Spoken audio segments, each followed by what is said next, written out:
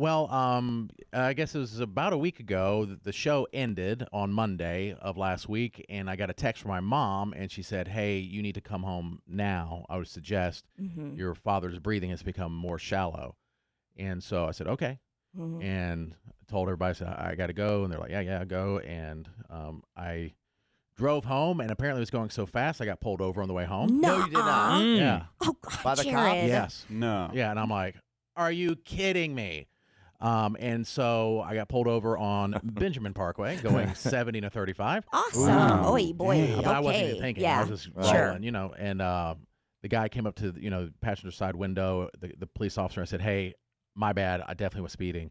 I said, "I just found out. I mean, my father's going to pass away in any minute now." And he was like, he got like some basic information. He goes, "Just go. You're fine. Yeah. Just go." And I was like, "Okay." Oh, that was nice. That is Yeah, nice. I've never gotten out a ticket. Not that I would have gladly paid the ticket, but 'Cause it's- you knew, it was, but- I did it. But Well, Yes. not gladly, but yeah. no, not gladly, but I was like, I was speeding. Yeah, I was definitely Did speeding. he say don't speed on the way home? And I or- guess I went through, it was like a yellow turning into red. And he's like, "I thought you were playing a joke on me because you're going fast," and then went through a red light and I was right behind you. I'm like, I obviously wasn't paying attention. And so I got there and I pulled into my parents' driveway and went, and he was having at home hospice care, but it was my brother and mom were there at the time.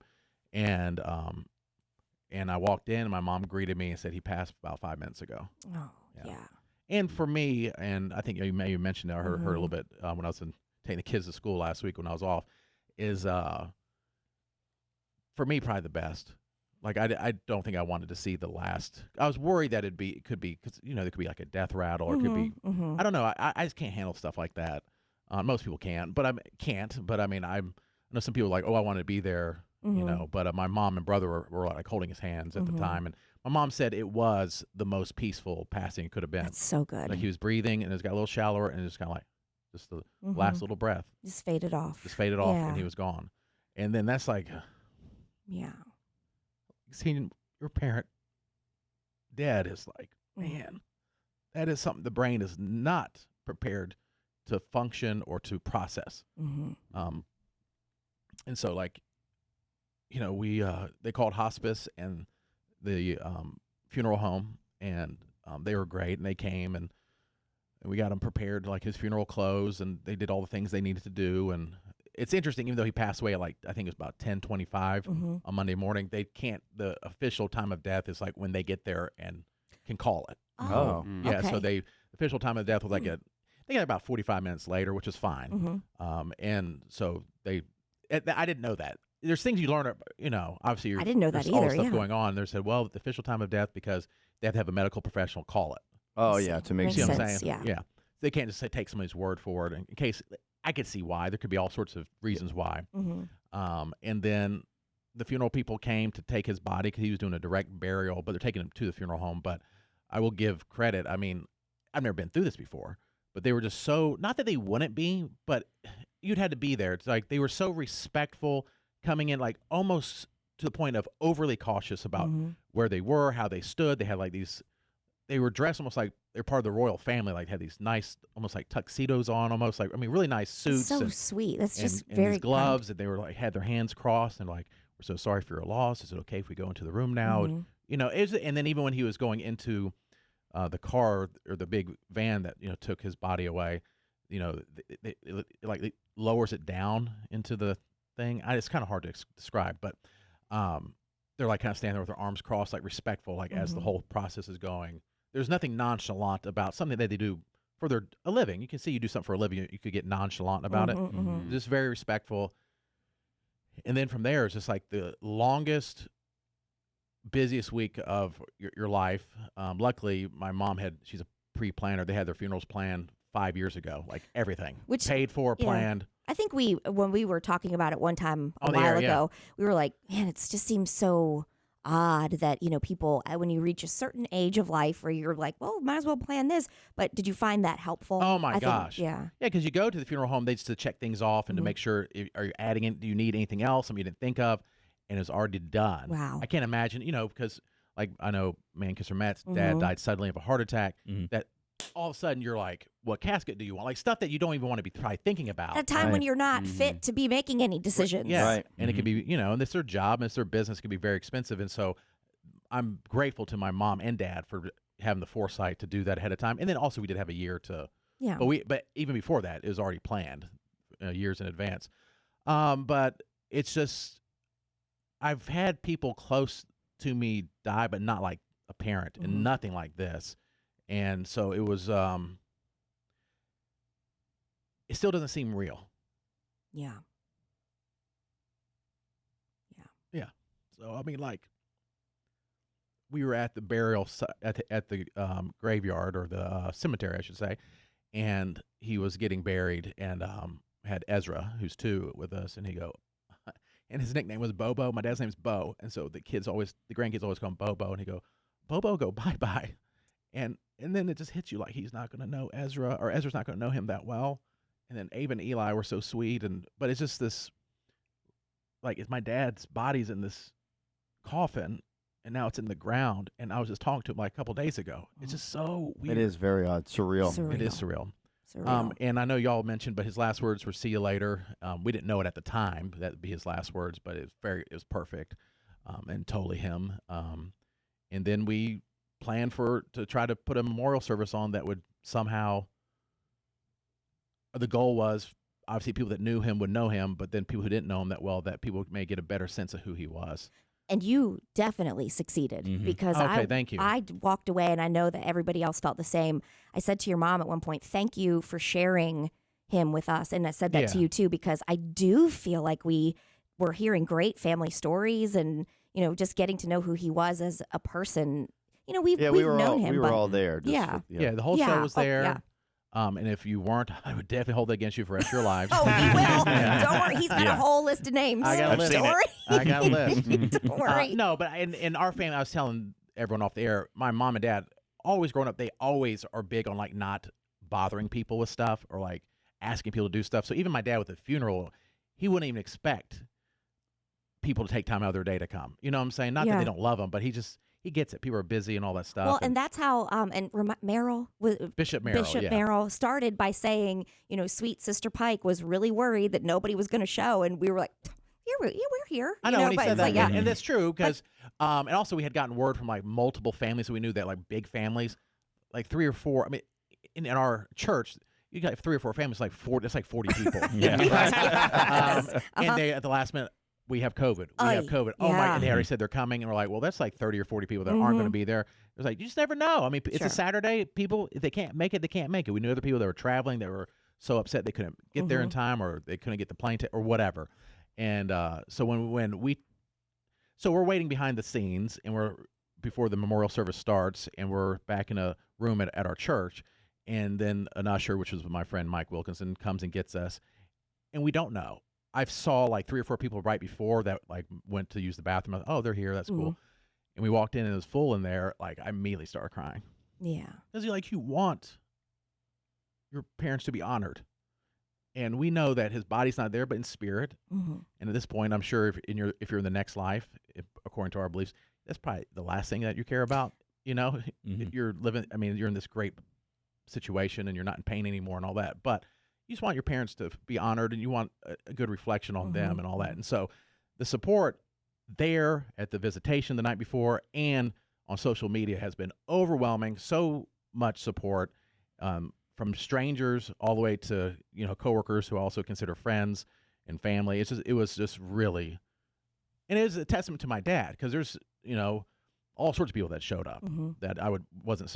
Were you surprised by anybody? Yeah. Like a couple times. Yeah, a couple people. Like, oh yeah, or like, and then there's some people that were my age that they're friends with that I'm friends with and play basketball with.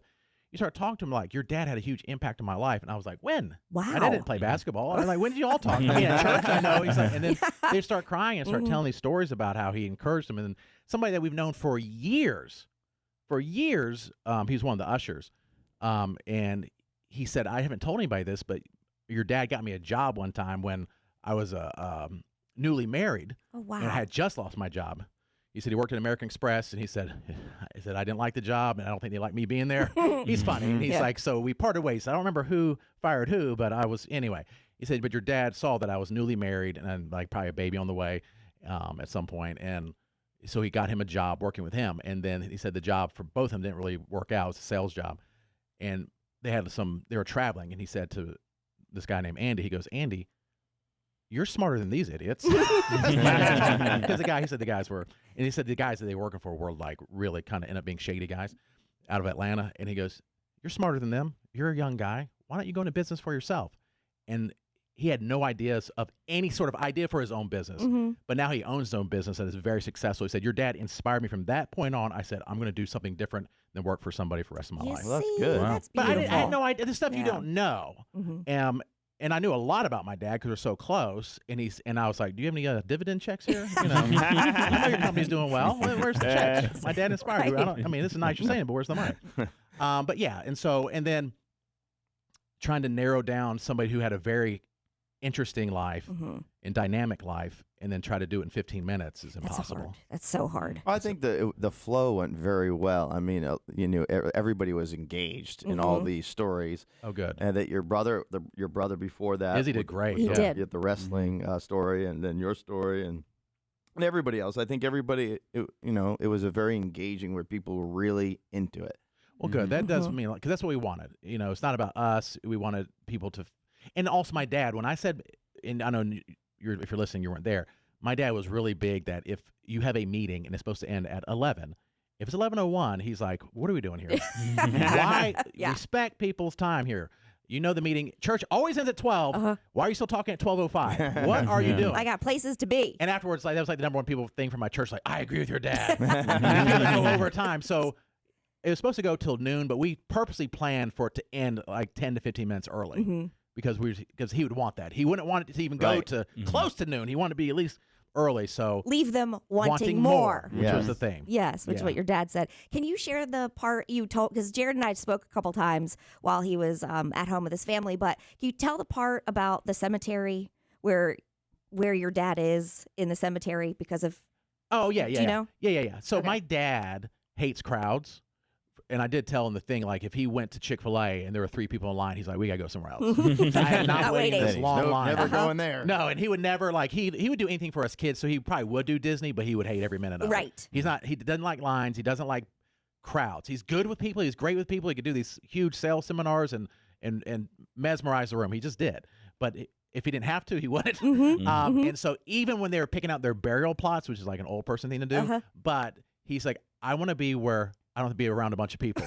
He said, I know I won't even be there. I know it's just my body. He said, I don't want to be around a bunch of other people. And so I had not seen where they're buried until he was buried. Yeah. And sure enough, in the Forest Lawn, it's this beautiful place.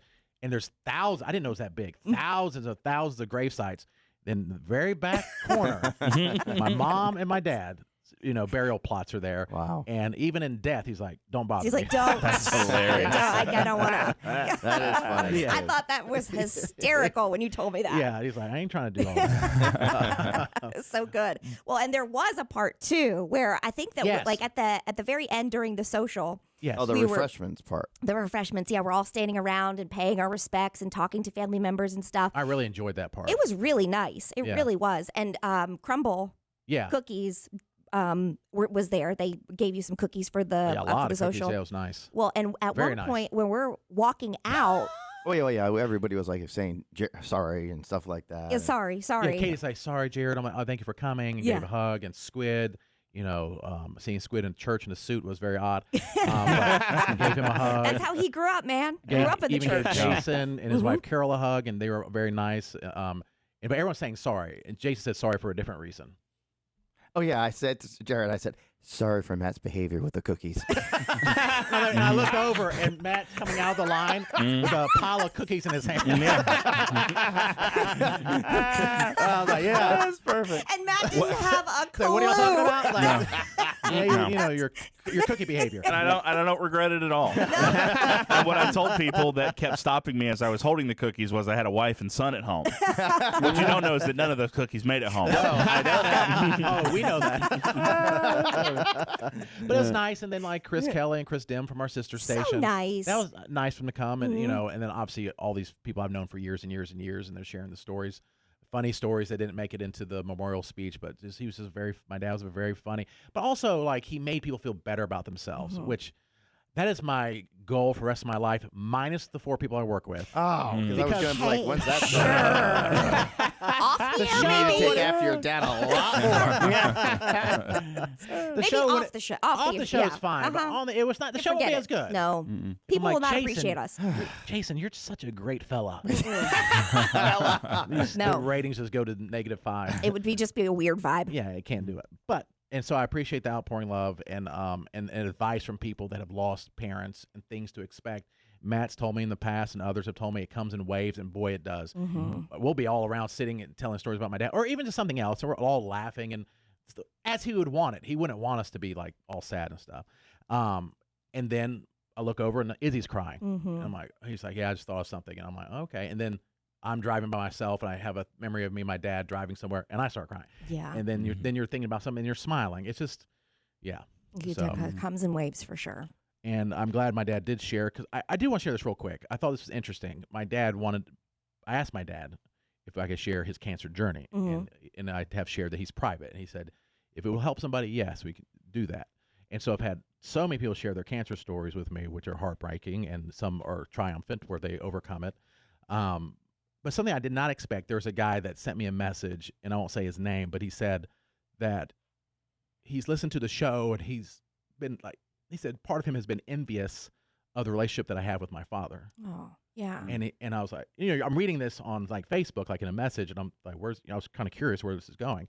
He said, and after you talked about your father passing, it really hit me. I got to mend this relationship. And so he called his dad and had his dad come over, and I guess his dad's like a handyman. And so that was the reason for him to come over, because he said the relationship is really fractured. And so his dad came over, and they had like a heart-to-heart, and he said they're on the way to mending their relationship. Oh, And I said, that's great. Wow. if that's just the one person it helped, him sharing a story, and I didn't even think of something like that. I thought it'd be more about cancer and stuff like and so good. I'm glad if people can realize how that's definitely. I've always realized life is precious, but when you lose somebody that's been in your life your whole life, you're like, man. I don't start talking like Jason, where we're all going to die, but man, it's coming.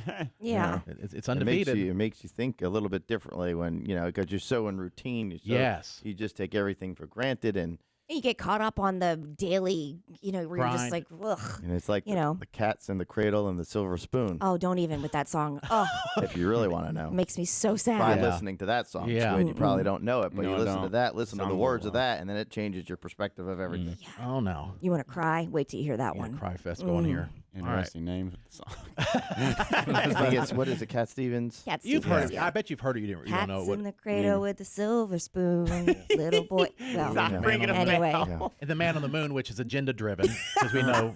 Anyway, I don't Elton know. John? No. No, No, Cat Cat Stevens. Stevens. Oh, okay. It's about a father-son relationship. You got to check it Yes. out. What Yeah. you should do, I'll check it out. Squid, like we've encouraged you to sample songs as you try to build your rap career. Maybe do something with that. Yeah. Okay. I'll listen to it. The rap about spoons and moons. You know what I'm Yeah. saying? It already Mhm. rhymes. Yeah, that might actually be that work. That That'd song. be might. powerful. Yeah. Because Yes. no one, I guarantee Yeah. no one's Nobody's done that. done it. You might be saying I'll there's a look it reason up. why, but Yeah, I'll yeah. look it up. 10%, but yeah, Yeah. the idea. We can do 10. Yeah, that's fine. Well, again, thank you, and I thank you for allowing me to share my dad with you, and I really do appreciate as coworkers, y'all. The whole time I've worked here, but especially the last year, it's been meaningful. So, and then Matt eating all the cookies, it's fine. If you want more, that's okay. They're there. Do you have more? 'Cause I do have more. Okay, all We right. have a lot more. That'd have been nice for you to share, but whatever. Maybe I have to bring them in Okay. tomorrow.